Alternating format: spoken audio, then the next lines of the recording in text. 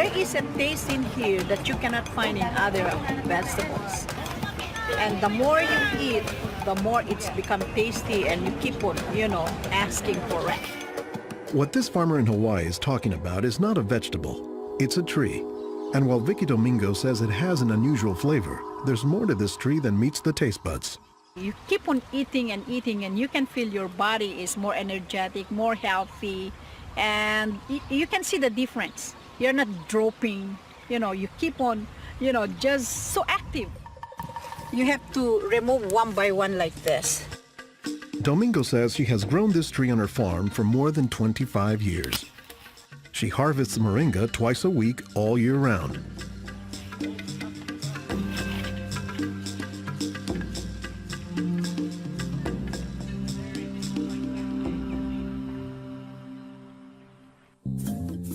Every week, Domingo sends 1,000 pounds of moringa to the mainland. The rest of it ends up here at a Honolulu farmer's market, where most of her customers have eaten it their entire lives.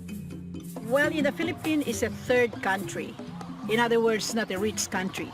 We cannot afford to go to the doctor for medicinal purposes. So we use this in our daily lives so we can have more energy, more vitamins to supplement our daily nutrition in our body. The tree is called moringa, or as the Filipinos call it, marunggay. An awful lot of cultures have one or more plants that are kind of markers that people think of themselves when they think of that plant. Dr. Will McClatchy is an ethnobotanist at the University of Hawaii. He studies the ways that humans interact with plants. If you drive around Honolulu here, you'll see a lot of houses have at least one marunggay in the yard, maybe a little forest of them, and that's a pretty good indicator that there's a Filipino family there. Jokingly, we say it our Filipino banner, which is our Filipino flag. Once you see this, that means, oh, Filipino stays there. Domingo says there are many nutritional and medicinal uses for moringa. All parts of the tree are usable, from the roots to the stem, to the leaves, to the flowers, and to the pod. The roots, you can use that as a tea. And then the trunk, you can scrape it, squeeze it, get the juice, put in your cut skin, and your skin will heal. Some of this may be folktale, but some cultures have used moringa as a medicinal plant for thousands of years. McClatchy says moringa is worthy of its reputation as a tree with unusual nutritional properties. Thank you. Moringa is one of these trees that is a multi-purpose plant that fulfills such a high percentage of kind of basic needs that when people get used to using it, they really can't see what it's like to live without it. And many cultures don't. Today, moringa is used as a remedy and, in essence, a multivitamin in many of the world's warmest regions. Moringa is used widely in Africa and South Asia, and it's been introduced into South America and Central America, where it's also being used. So, this is not just a plant of a single community. We were just talking this morning with one of the owners of this plantation, and he was just telling me how the last time he was here, he had a handful of moringa leaves and that he worked all morning on it and felt great. Dr. Mark Olson is a botanist and a leading expert on moringa. He teaches at Instituto de Biología, Universidad Nacional Autónoma de México in Mexico City. Here, he is visiting a new moringa farm about 2 hours outside the city limits. So they've just planted these here, and soon they'll be nice and big. Olson says that while moringa can grow in places like Mexico or Hawaii, the tree is native to arid subtropical regions, places like Africa and southern India, hot places where moringa has proven its persistence. And this is a plant that really does do extraordinarily well in some of the most difficult areas, in areas that are very hot, areas that are very dry, areas where other things are very difficult to cultivate. Look at the little tuber there. This is one of the reasons it survives so well in dry areas. Also, they're storing lots of water in the wood. So that's one of the reasons this is such a remarkable tree. They don't have particularly deep roots. That's sort of a myth about moringas, that they survive because they have deep roots. No, they're storing water in their roots in their trunk. But moringa, says Olson, does a lot more than just survive, despite the tree's sometimes scraggly appearance. I don't think they're actually the most attractive tree. They're more a tree that you look at and you sort of love the way you love a scruffy friend or a scruffy dog. Because the branches sort of splay here and there, and they get burdened down with huge quantities of fruits on them. And that's actually what makes the tree so remarkable, is that it's such a generous tree. And that's because people have found multiple uses for so much of the tree, including its seeds. They're full of oil. You press the seeds, and then this wonderful aromatic oil comes oozing out, which you can use for cooking, you can use for cosmetics or lubrication or whatever. And the cake, the press cake, the stuff that's left over after pressing the seed, that is what's used for water purification. Water purification, Olson says, is especially useful in developing countries where clean water is hard to come by. But the benefits don't stop there. Some of the things I think are most exciting about moringa is, for example, the high vitamin content. There's a lot of vitamin A in the leaves. And worldwide, that's a problem. A lot of people have problems in development of their eyes because they don't have enough vitamin A. Moringa's vitamin A content, and its content of vitamins in general, has caught the attention of scientists around the world.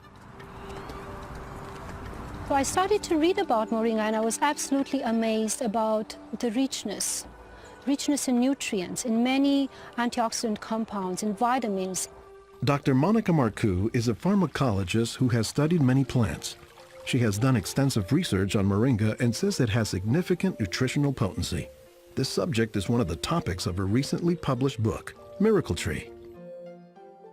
To me, it was just a natural pathway from my scientific background and my love for trees to writing this exciting book on one of the most exciting and extraordinary trees of our world. Marcoux spends much of her time looking at trees and plants, both as a pharmacologist and as an artist.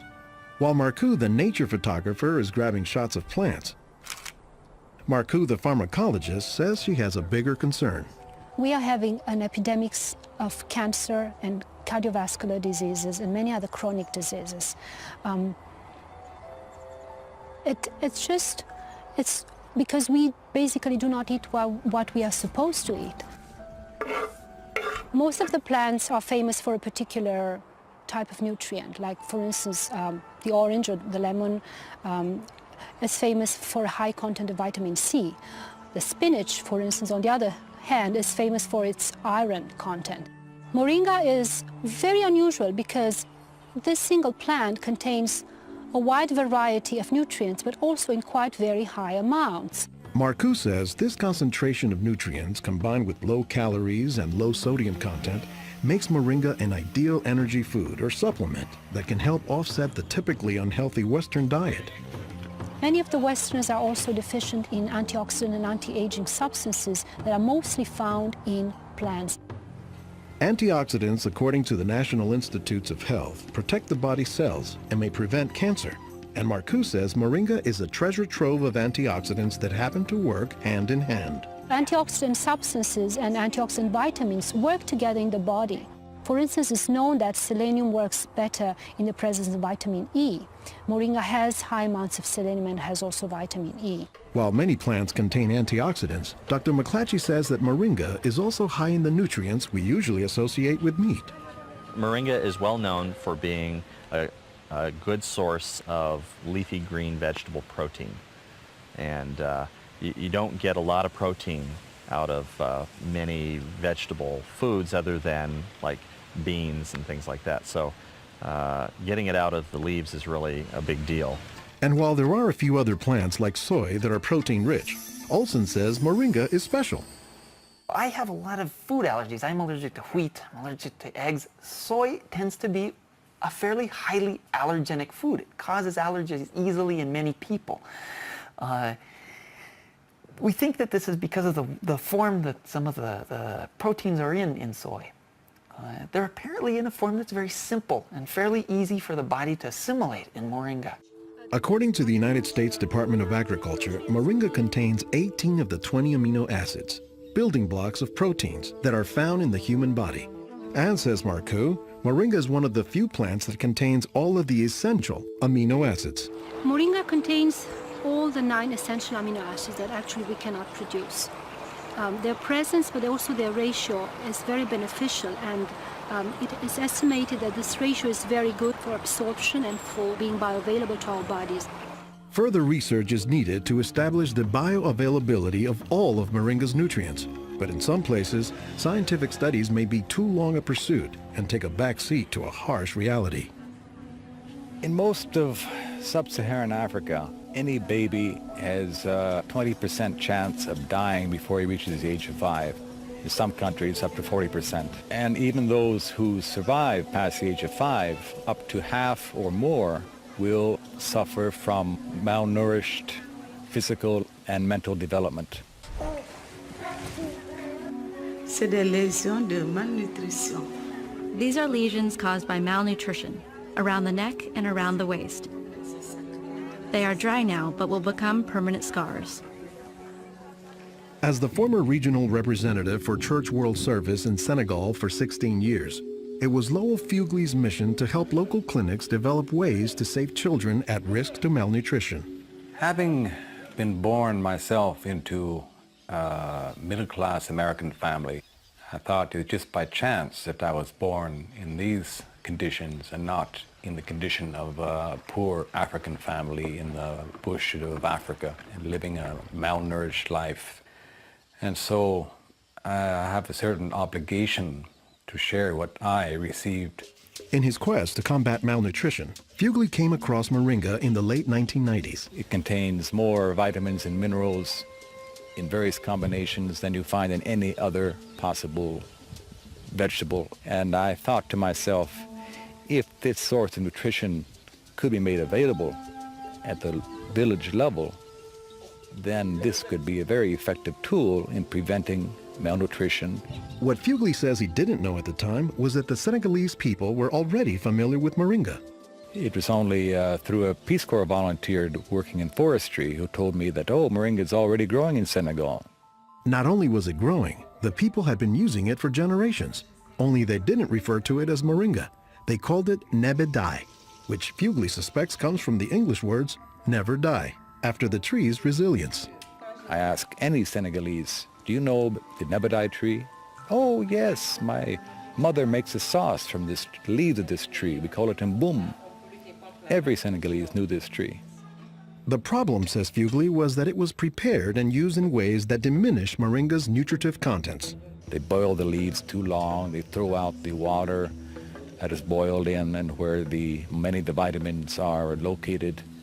And so they lose a lot of the benefits that the leaves could provide. So Fugley went to work, both planting moringa trees and, more importantly, educating healthcare workers on how moringa can help stave off malnutrition. Regarde tonton. Regarde celui-là. Regarde tonton. Tu as vu? Non, non, celui-là même. Pour le moringa. I was trained in 1998, and right away we saw the virtues of using moringa because of its very high nutritional value. So we began using it right away on an experimental basis. Après la formation, con le moringa. Healthcare workers learned to grow their own moringa trees, dry the leaves, and pound them into powder, maintaining all the nutrients. Nursing mothers were taught to add a spoonful of moringa to their food morning, day, and night to increase their milk production. They were also told to add moringa to all of their family's meals. When we introduced this tree in Senegal, or uses of the tree and different ways of using it, the reactions of the people there was that, well, this is our tree. You know, you're just adding on what we know already. As people changed their habits, Fugley says the results were clear, especially among children. They'll look happier, they'll have more energy, they'll smile. When they came to the clinic, limp, eyes drooping, no energy, and within 3 weeks, you see them bigger, healthier, and smiling. La récupération avec le moringa a été beaucoup plus rapide. We observed that it was much, much more effective than the classic system we had been using, which was based on imported and costly products, such as milk powder, sugar, and vegetable oil. With moringa, people can go into town and find it themselves. Et on l'a, même des fois sans un sou.